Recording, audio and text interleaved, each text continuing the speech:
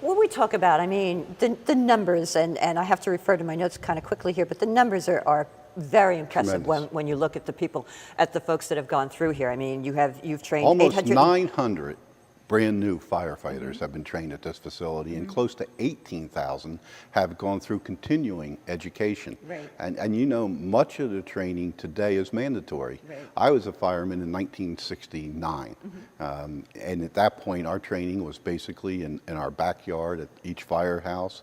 Our fire chief and captains and the like would train the new members at the facility. Well, since then the state has mandatory training for firefighters, as well as, and we'll talk about emergency services a little bit later, but much of that training is today mandatory.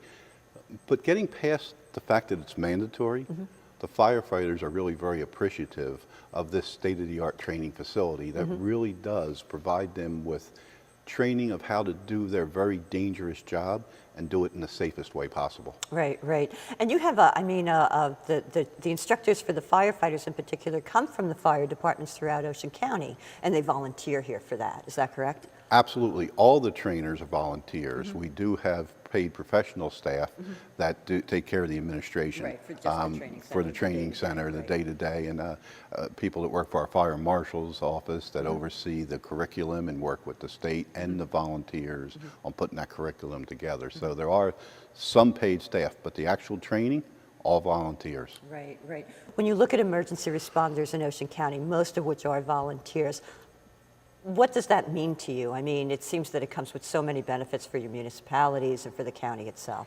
Well, it comes with a lot of benefits, but I think the main benefit is the sweat equity, and that's what I call it. The fact that you're volunteering your time, that you're training on your own time, and that you're answering that call on your own time.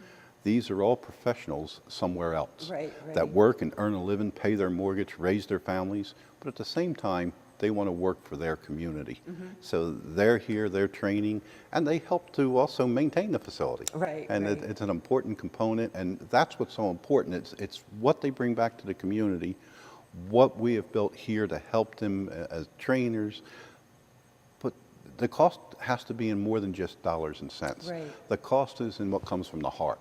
And that's where these men and women are both so great, that they work so hard so often. Now, on the EMT side, you've had almost 1,500 new EMTs graduate through the programs here. Is it similar to the firefighters? Exactly similar, and they face a number of struggles on their own, and that is that the training has become very extensive.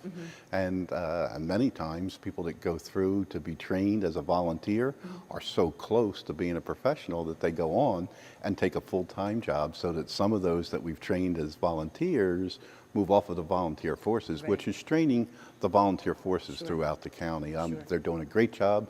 As you said, we have trained literally thousands, and through again, the continuing education requirements.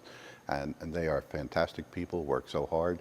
Again, going back some 20, 30 years ago, we called them first aiders, and today they're not just first aiders, they're EMTs.